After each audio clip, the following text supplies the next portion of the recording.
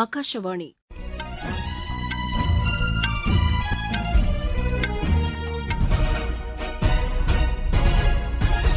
செய்திகள் வாசிப்பவர் வடிவழகி கபிலன். தலைப்புச் செய்திகள்: நாடாளுமன்றத்தின் இடைக்கால பட்ஜெட் கூட்டத்தொடர் நாளை தொடங்கி அடுத்த மாதம் 9ஆம் தேதி வரை நடைபெறுகிறது. வேளாண் மற்றும் கிராமப்புற மேம்பாட்டு வங்கிகளின் செயல்பாட்டுத் திறனை அதிகரிக்கும் வகையில் கணினி மயமாக்கம் மேற்கொள்ளப்பட்டு வருவதாக மத்திய அமைச்சர் திரு அமித் ஷா தெரிவித்துள்ளார்.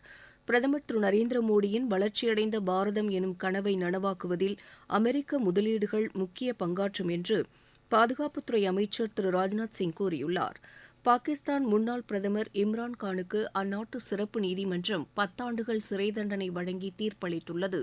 19 வயதுக்குட்பட்டோருக்கான உலகக்கோப்பை கிரிக்கெட் போட்டியில் நியூசிலாந்து வெற்றி பெற 296 ரன் என்ற இலக்கை இந்தியா நிர்ணயித்துள்ளது.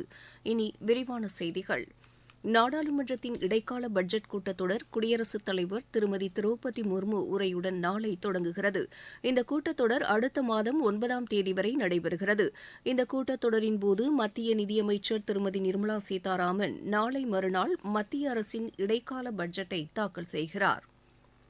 நாடாளுமன்றத்தின் இரு அவைகளிலும் அவைத்தலைவர்களின் உத்தரவுக்கு இணங்க அனைத்து பிரச்சினைகள் குறித்தும் விவாதிக்க மத்திய அரசு தயாராக உள்ளதாக நாடாளுமன்ற விவகாரங்கள் துறை அமைச்சர் திரு பிரல்ஹாத் ஜோஷி கூறியுள்ளார். புதுதில்லியில் இன்று நாடாளுமன்ற நடவடிக்கைகளை சுமூகமாக நடத்துவது குறித்து நடைபெற்ற அனைத்துக் கட்சிக் கூட்டத்திற்கு பின்னர் செய்தியாளர்களிடம் பேசிய அவர், இரு அவைகளின் நடவடிக்கைகள் சுமூகமாக நடைபெற அனைத்து எதிர்க்கட்சிகளும் ஒத்துழைப்பு தர வேண்டும் என்று கேட்டுக் கொண்டார். அவை நடவடிக்கைகளை முடக்கும் வகையில் எவ்விதமான நடவடிக்கையிலும் ஈடுபட வேண்டாம் என்றும் அவர் கேட்டுக் கொண்டார்.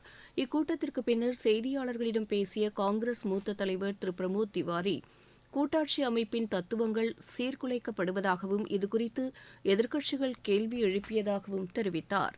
வேலைவாய்ப்பின்மை, பணவீக்கம், நாட்டில் கடன் சுமை அதிகரித்தல் உள்ளிட்டவை குறித்து அவையில் விவாதிக்கப்பட வேண்டும் என காங்கிரஸ் மற்றும் எதிர்க்கட்சிகள் வலியுறுத்தியதாகவும் அவர் தெரிவித்தார். மத்திய அமைச்சர்கள் திரு ராஜ்நாத் சிங், திரு பியூஷ் கோயல், திரு அர்ஜுன் ராம் மெக்வால், காங்கிரஸ் மூத்த தலைவர்கள் திரு பிரமோத் திவாரி, திரு கே சுரேஷ், திரிணாமுல் காங்கிரஸைச் சேர்ந்த திரு சுதீப் பந்தோபாத்யாயா, திரு சுகேந்து சேகர் ரே, ஐக்கிய ஜனதாதளத்தின் திரு ராம்நாத் தாக்கூர், திமுக சார்பில் Thiru T R Baalu, Marxist communist கட்சி சார்பில் திரு பி ஆர் நடராஜன், சிவசேனா சார்பில் திரு ராகுல் ஷெவாலே உள்ளிட்டோரும் இன்றைய அனைத்துக் கட்சி கூட்டத்தில் கலந்து கொண்டனர்.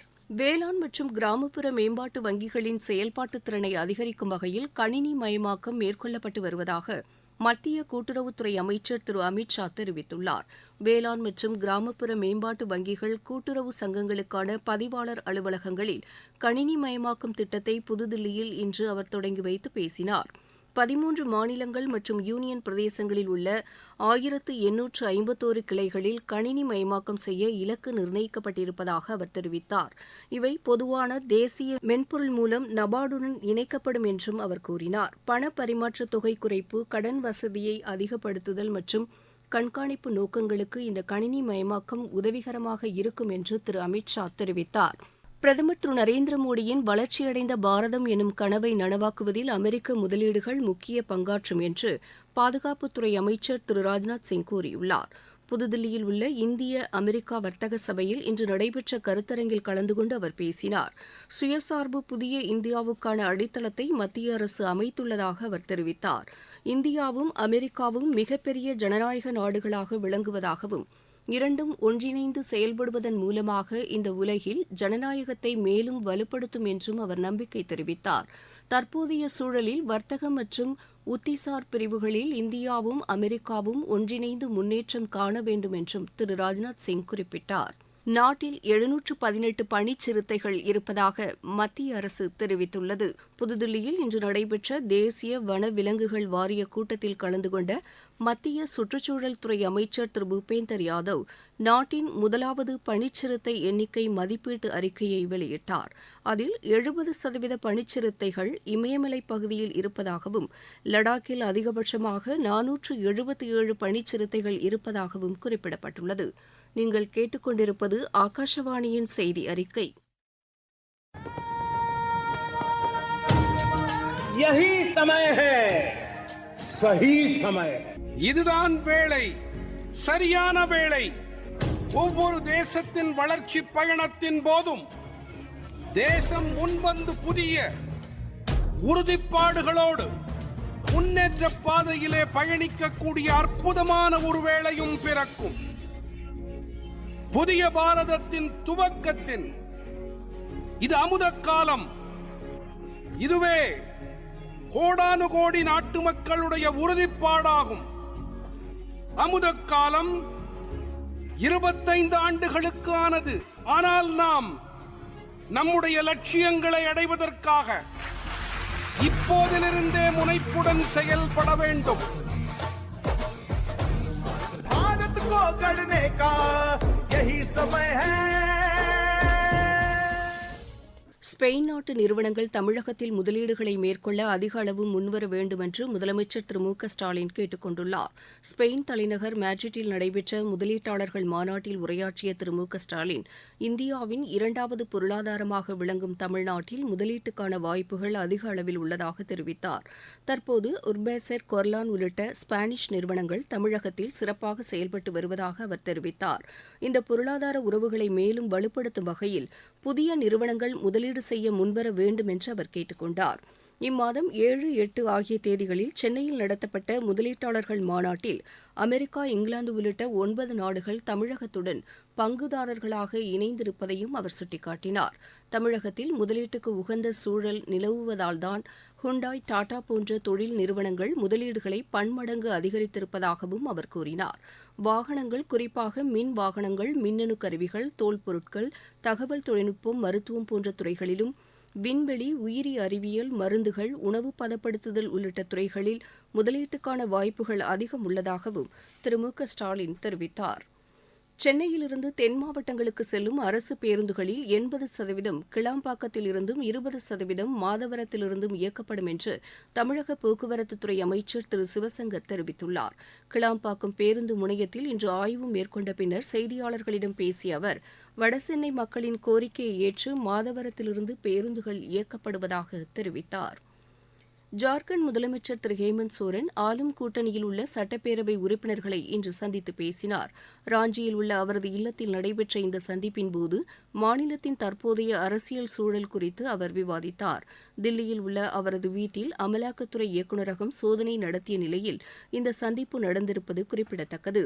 இதனிடையே ஜார்க்கண்ட் ஆளுநர் திரு சி பி ராதாகிருஷ்ணன், அம்மாநில தலைமைச் செயலாளர், உள்துறை செயலாளர் உள்ளிட்ட அதிகாரிகளை ராஜ்பவனில் இன்று சந்தித்து பேசினார். அப்போது மாநிலத்தின் அரசியல் மற்றும் நிர்வாக நிலைமை குறித்து அவர் விவாதித்ததாக எமது செய்தியாளர் தெரிவிக்கிறார். சண்டிகர் மாநகராட்சியில் நடைபெற்ற மேயர் தேர்தலில் பிஜேபி வெற்றி பெற்றுள்ளது. ஆம் ஆத்மி கட்சி வேட்பாளர் திரு குல்தீப் டிட்டாவை 4 வாக்குகள் வித்தியாசத்தில் பிஜேபி வேட்பாளர் திரு மனோஜ்குமார் சங்கர் தோற்கடித்தார். வாக்கு எண்ணிக்கையின் போது INDIA கூட்டணியை சேர்ந்தவர்களின் 8 வாக்குகள் செல்லாது என்று அறிவிக்கப்பட்டது. அவைத் தலைவரின் இந்த முடிவை எதிர்த்து ஆம் ஆத்மி கட்சி சார்பில் அம்மாநில உயர்நீதிமன்றத்தில் மனு தாக்கல் செய்யப்பட்டுள்ளது. இந்த வழக்கின் மீதான விசாரணை நாளை நடைபெறும் என்று எமது செய்தியாளர் தெரிவிக்கிறார். பாகிஸ்தான் முன்னாள் பிரதமர் இம்ரான்கானுக்கு அந்நாட்டு சிறப்பு நீதிமன்றம் 10 ஆண்டுகள் சிறை தண்டனை வழங்கி தீர்ப்பளித்துள்ளது. அரசின் ரகசியங்களை பொது வெளியில் வெளியிட்டதாக பதிவு செய்யப்பட்ட வழக்கில் இந்த தீர்ப்பு வழங்கப்பட்டுள்ளது. இந்த வழக்கில் அந்நாட்டு முன்னாள் வெளியுறவுத்துறை அமைச்சர் ஷா முகமது குரேஷிக்கும் 10 ஆண்டுகள் சிறை தண்டனை வழங்கி உத்தரவிடப்பட்டுள்ளது. 19 வயதுக்குட்பட்டோருக்கான உலகக்கோப்பை கிரிக்கெட் போட்டியின் சூப்பர் 6 சுற்றில் இந்தியாவுக்கு எதிரான ஆட்டத்தில் 296 ரன் எடுத்தால் வெற்றி என்ற இலக்குடன் பேட் செய்து வரும் நியூசிலாந்து அணி சற்று முன் வரை 18.3 ஓவரில் 6 விக்கெட் இழப்பிற்கு 55 ரன் எடுத்துள்ளது. தென்னாப்பிரிக்காவில் நடைபெற்று வரும் இப்போட்டியில் டாஸ் வென்ற நியூசிலாந்து முதலில் பந்து வீச தீர்மானித்தது. இதையடுத்து பேட் செய்த இந்தியா நிர்ணயிக்கப்பட்ட 50 ஓவரில் 8 விக்கெட் இழப்பிற்கு 295 ரன் எடுத்தது. கேலோ இந்தியா இளையோர் விளையாட்டுப் போட்டியின் டென்னிஸ் பிரிவில் தமிழகம் 2 தங்கப்பதக்கங்களை வென்றது. இப்போட்டியின் ஆடவர் இரட்டையர் பிரிவில் தமிழகத்தின் பிரணவ் மகாலிங்கம் இணை 6-3, 6-1 என்ற செட் கணக்கில் மகாராஷ்டிரா இணையை வென்றது. மகளிர் இரட்டையர் பிரிவில் தமிழகத்தின் ரேவதி லட்சுமி இணை 6-2, 6-1 என்ற செட் கணக்கில் கர்நாடக இணையை வீழ்த்தியது. இப்போட்டியில் தமிழகம் பதக்கப்பட்டியலில் 3வது இடத்தில் நீடிக்கிறது. தாய்லாந்து மாஸ்டர்ஸ் பேட்மிண்டன் போட்டியின் மகளிர் இரட்டையர் பிரிவில் இந்தியாவின் காயத்ரி தெரசா இணை மற்றும் அஸ்வினி தனிஷா இணை காலிறுதிக்கு முந்தைய சுற்றுக்கு முன்னேறியுள்ளது. மீண்டும் தலைப்புச் செய்திகள். நாடாளுமன்றத்தின் இடைக்கால பட்ஜெட் கூட்டத்தொடர் நாளை தொடங்கி அடுத்த மாதம் 9ஆம் தேதி வரை நடைபெறுகிறது. வேளாண் மற்றும் கிராமப்புற மேம்பாட்டு வங்கிகளின் செயல்பாட்டு திறனை அதிகரிக்கும் வகையில் கணினி மயமாக்கம் மேற்கொள்ளப்பட்டு வருவதாக மத்திய அமைச்சர் திரு அமித் ஷா தெரிவித்துள்ளார்.